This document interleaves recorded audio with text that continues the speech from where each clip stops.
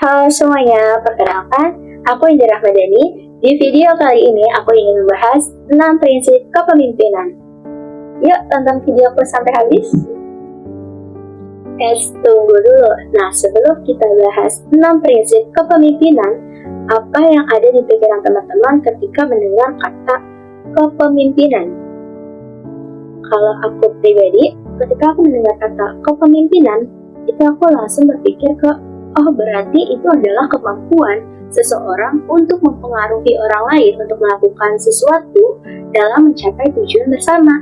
Nah, tapi teman-teman tahu nggak sih kalau kepemimpinan itu yang nggak berarti selalu soal posisi ataupun jabatan, tapi lebih ke gimana seseorang itu mampu untuk mempengaruhi orang lain dan juga memberikan arah ke orang lain. Nah, apa aja prinsipnya? Yuk kita bahas satu persatu. Oke, prinsip yang pertama dari kepemimpinan adalah self-esteem. Nah, menurut Morris Rosenberg, self-esteem itu adalah cara kita untuk melihat dan menilai diri kita secara keseluruhan. Jadi, bukan cuma soal kita percaya diri di satu momen aja atau di sesaat aja, tapi lebih ke gimana kita ini tuh memandang diri kita dalam jangka yang panjang. Nah, di dalam self-esteem ini ada dua teman-teman, ada self-acceptance dan juga self-worth. Nah, self-acceptance itu dia tuh lebih tentang gimana kita tuh bisa menerima kelebihan dan kekurangan diri tanpa terus menyalahkan diri sendiri. Nah, kalau yang self-worth itu tentang seberapa jauh sih kita tuh merasa diri kita tuh berharga. Nah, dua hal ini itu tuh punya pengaruh besar teman-teman ke cara berpikir dan bertindak kita. Jadi, sebelum kita memimpin orang lain, itu kita tuh sebenarnya lagi memimpin diri sendiri dulu.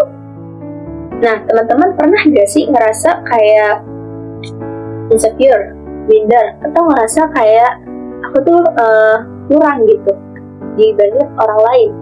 Nah, sebenarnya itu tuh hal yang wajar teman-teman. Tapi yang jadi pembeda tuh adalah gimana kita tuh mampu merespon perasaan itu gitu. Kalau kita terus-menerus fokus ke kekurangan, kita tuh nantinya akan jadi lebih takut untuk mencoba hal-hal baru. Tapi kalau misalkan kita itu lebih udah menerima diri, kita tuh akan jadi lebih berani untuk mengambil langkah-langkah atau hal-hal baru. Nah, dalam kepemimpinan itu tuh self-esteem itu tuh penting karena kita itu kan selalu dihadapkan sama tanggung jawab dan juga tekanan. Nah, jadi kita tuh bukan cuma soal kita harus sempurna dulu untuk menjadi seorang pemimpin, tapi lebih ke kita itu mau berkembang. Dan ini aku tuh relate banget karena aku waktu kelas 10 itu pernah menjadi wakil ketua OSIS. Nah, gimana? Jujur itu tuh aku sempat ngerasa aku tuh belum cukup mampu untuk menjadi wakil ketua OSIS karena aku di SMP tuh gak pernah ikut organisasi teman-teman, sama sekali aku gak pernah. Jadi aku tuh bener-bener kayak aku gak punya pengalaman gitu. Apalagi aku ngeliat kayak orang lain tuh lebih siap gitu, lebih percaya diri, lebih mampu gitu. Kayak kenapa gak dia aja, kenapa harus aku? Itu yang ada di pikiran aku dulu. Nah, tapi di sisi lain aku tuh kayak tetap dipercaya untuk memegang tanggung jawab dan peran itu. Nah, dari situ tuh aku kayak mikir mungkin aja aku tuh belum percaya diri sama diri sendiri gitu. Dan akhirnya ya aku memutuskan untuk tetap menjalani tanggung jawab dan peran itu. Walaupun saat menjalani itu aku masih ada perasaan ragu dan kadang aku juga merasa kayak masih minder gitu. Nah, tapi teman-teman, dari pengalaman itu aku tuh belajar self-esteem itu ternyata ya nggak harus langsung tinggi di awal gitu. Justru dia tuh bisa tumbuh dari proses kita mencoba, dari proses kita berani untuk menjalankan tanggung jawab dan peran baru. Nah, semakin aku menjalaninya itu tuh semakin aku tuh ngerti kayak kemampuan kita sendiri tuh seperti ini loh. Dan pelan-pelan akhirnya aku tuh percaya diri dan akhirnya juga aku tuh merasa kalau misalkan self-esteem itu ya bukan sesuatu yang harus kita tunggu, tapi sesuatu yang harus kita bangun, yang harus kita tumbuhkan melalui proses yaitu pengalaman. Oke, selanjutnya yaitu prinsip yang kedua yaitu adalah empati. Nah, menurut Daniel Goleman, empati itu adalah kemampuan kita untuk memahami perasaan dan sudut pandang orang lain. Nah, jadi kita tuh bukan cuma ikut ngerasain, tapi juga kita tuh paham kenapa seseorang bisa bersikap dan merasa seperti itu. Nah, empati itu juga menjadi bagian penting dari kecerdasan emotional intelligence. Nah, karena kalau misalkan seseorang itu nggak punya empati, nantinya hubungan dia dengan orang lain itu bisa aja kerasa kaku dan penuh dengan kesalahpahaman. Nah, makanya empati itu juga melibatkan kemampuan seperti mendengar dengan baik dan juga memberi respon yang tepat. Nah, yang bikin komunikasi itu jadi lebih bermakna, yaitu adalah ya empati juga. Makanya empati itu sangat penting dalam interaksi sosial. Nah, teman-teman pernah nggak sih ngerasa kita tuh kan sering ketemu dengan orang yang dari latar belakang berbeda, terus juga dari pola pikir dan cara berpikir yang berbeda.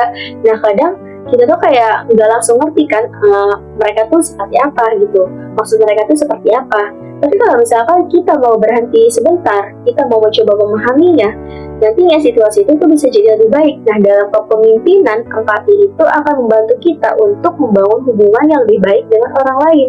Jadinya nanti orang lain itu merasa ya dihargai dan juga didengar. Dari situlah nantinya kepercayaan bisa tumbuh. Dan saat ini kan aku mengikuti organisasi Community Development Kota Peradaban Fakultas Ilmu Pendidikan, kalau disingkat Komdev Koperfit. Nah, kegiatan Komdev ini kan rutin ya setiap hari Sabtu di Rusunawa Rawabebek. Nah, itu tuh kegiatan ke Sabtu itu tuh rutinnya pengajaran anak-anak dari PAUD sampai tingkat SMA. Nah, setiap anak tuh punya karakter yang berbeda. Nah, ada yang cepat paham, ada juga yang butuh penjelasan berulang. Nah, kalau misalkan aku di saat pengajaran itu menggunakan satu cara yang sama, pasti aja ada yang ketinggalan. Dan jadi itu di situ aku harus menyesuaikan cara mengajarnya. Dan dari situ juga ya aku belajar memahami mereka satu persatu. Nah, jadi dari pengalaman itu ya aku jadi semakin sadar kalau misalkan ketika kita mampu memahami orang lain, ya hubungan kita akan jadi lebih dekat dan komunikasinya juga akan jadi lebih enak gitu. Nah, jadi ya kita juga akan lebih sabar dan juga nggak gampang untuk menilai orang lain, karena kita menggunakan empati tersebut. Dan yang prinsip ketiga yaitu adalah motivasi. Nah, menurut Stephen P. Robbins dan Timothy Aegis, motivasi itu tentang seberapa besar usaha kita, kemana arah kita, dan seberapa lama sih kita bisa bertahan. Jadi ya bukan cuma soal semangat di awal aja, tapi juga soal konsistensi dalam proses. Nah, motivasi itu bisa datang dari dalam diri ataupun dari luar. Nah, keduanya itu juga saling melengkapi dan juga penting untuk menjaga kita untuk tetap berjalan. Nah, karena kalau misalkan kita nggak punya motivasi, tentunya kita akan mudah berhenti di tengah jalan. Dan ujung-ujungnya adalah tujuan kita yang kita punya akan jadi sulit tercapai. Nah, teman-teman pernah nggak sih ngerasa ketika melakukan sesuatu itu tuh semangat banget di awal, tapi lama-lama tuh kayak aduh capek juga ya, rasa jenuh gitu. Nah, tapi sebenarnya ya menurutku itu hal yang wajar gitu, karena kan motivasi pun bisa naik bisa turun. Jadi ketika kita mengalami hal tersebut, yang terpenting itu adalah gimana cara kita tuh tetap jalan walaupun kita lagi gak semangat. Nah, dalam kepemimpinan itu adalah suatu hal yang penting karena kita tuh gak cuma bertanggung jawab ke diri sendiri, tapi juga kita kan ke orang lain bertanggung jawab. Nah, itulah yang dinamakan motivasi agar kita itu perlu menjaga energi itu. Nah, aku juga ngerasain ini karena kegiatan kami itu rutin ya setiap Sabtu ke rusun. Nah, itu tuh aku kadang ngerasa kayak datang dalam kondisi yang lagi capek, lagi jenuh, lagi banyak tugas dan burnout. Nah, jadinya aku kayak sebenarnya aku ngerasa nggak semangat kalau misalkan aku lagi di posisi seperti itu, tapi aku tetap berusaha hadir. Aku punya tujuan. Nah, aku pengen berkontribusi dan membantu masyarakat di sana, anak-anak di sana gitu. Dan ternyata dengan melihat mereka semangat itu, kadang aku tuh ngerasa jadi ikut semangat juga gitu, jadi motivasi buat aku. Nah, dari pengalaman itu ya aku belajar kalau motivasi itu ya berarti gak harus selalu semangat di awal, selalu semangat yang besar. Siapa yang paling semangat berarti dia punya motivasi besar, berarti gak selalu seperti itu, tapi harus dijaga supaya tetap ada. Nah, bahkan hal kecil itu juga bisa jadi alasan untuk terus jalan. Nah, jadi ya motivasi itu bukan selalu soal semangat yang paling besar di awal, tapi soal tetap bertahan, dan itulah yang penting dalam kepemimpinan. Dan prinsip yang keempat yaitu decision making, pengambilan keputusan. Menurut George Arteri, pengambilan keputusan itu adalah proses memilih satu dari beberapa pilihan yang tersedia. Nah, proses ini itu melibatkan pertimbangan yang matang karena setiap pilihan itu punya konsekuensi. Jadi, nggak bisa kita tuh untuk asal memilih. Kita tuh harus memahami situasinya, mencari informasinya, dan juga mempertimbangkan dampaknya. Nah, inilah yang membuat pengambilan keputusan itu jadi skill penting dalam kepemimpinan, karena ya hampir semua situasi pasti butuh kepastian atau butuh keputusan. Nah, teman-teman pernah gak sih ngerasa kita tuh kayak sering banget dihadapin sama banyak banget pilihan. Nah, kadang tuh kita tuh jadi ragu dan takut salah. Nah, tapi kalau misalkan kita terus-menerus menunda, itu tuh justru bisa memperburuk keadaan. Nah, dalam kepemimpinan, kita tuh selalu dituntut untuk tetap mengambil keputusan, ya walaupun belum sepenuhnya yakin. Nah, karena yang penting itu ya bukan selalu benarnya, tapi yang berani tanggung jawabnya. Nah, aku juga relate, jadi aku tuh di periode kedua, kan aku periode pertama itu waktu ketua OSIS. Nah, periode keduanya itu aku menjabat sebagai ketua divisi ekstra itra di OSISnya, dimana aku mengurus ekstrakurikuler yang ada di sekolah. Nah, itu tuh aku harus mengatur banyak ekskul dan memastikan jadwal itu yang nggak bentrok. Di situ aku kayak harus mengambil keputusan yang tepat. Nah, kadang aku juga ragu, tapi ya aku harus tetap memilih. Karena kalau aku nggak memilih, justru itu malah bikin masalah jadi besar. Nah, dari pengalaman aku itu, aku tuh belajar kalau misalkan ya keputusan itu yang nggak selalu harus sempurna. Yang penting adalah dalam pengambilan keputusan, ya kita tuh harus memikirkan keputusan yang akan kita ambil, dan juga kita harus menjalankannya ya dengan tanggung jawab. Karena dari setiap keputusan juga pasti aja ada pelajarannya. Jadi semakin sering kita nanti mengambil keputusan, kita juga akan semakin berkembang. Dan itulah yang penting dalam pemimpinan. Dan prinsip yang kelima yaitu adalah komitmen. Nah, menurut John Mayer dan Natalie Allen, komitmen itu terdiri dari 3 bentuk, teman-teman. Yaitu karena kita mau, karena kita butuh, dan karena kita merasa bertanggung jawab. Nah, jadi alasan bertahan itu sebenarnya bisa berbeda-beda, tapi intinya tetap sama, yaitu tetap menjalankan apa yang udah dimulai. Nah, komitmen itu bukan cuma soal bertahan, tapi juga soal konsistensi. Nah, teman-teman, dalam kehidupan sehari-hari kita, komitmen itu tuh kelihatan dari tindakan kita. Banyak orang yang semangat banget di awal, tapi berhenti di tengah jalan. Nah, itu tuh padahal yang paling penting adalah bertahan sampai akhir. Nah, dalam kepemimpinan, komitmen itulah yang jadi suatu hal yang penting ya, karena itu akan mempengaruhi kepercayaan orang lain. Orang akan lebih percaya pada pemimpin yang konsisten.